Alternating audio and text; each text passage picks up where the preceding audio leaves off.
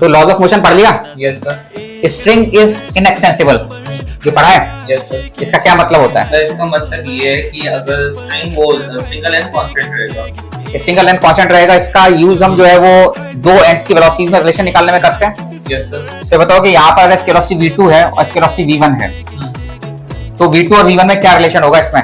Sir जैसे ये block V1 से मूव कर रहा है, स्ट्रिंग का भी V1 हो जाएगा। v1 हो जाएगा, बिल्कुल। तो इधर भी v1 हो जाएगा। Yes sir. तो सिर्फ sir V2 V1 cos theta हो जाएगा। हाँ okay, v2 v1 cos theta हो जाएगा। मतलब v1 का कंपोनेंट इधर ले लो, v2 के बराबर हो गया। गलत है भाई साहब। कैसे?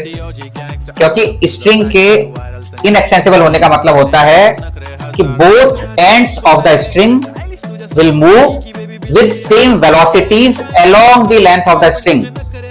Along the length of the string component लेने हैं बच्चों, एंड्स के, किसी और डायरेक्शन में कंपोनेंट नहीं लेना।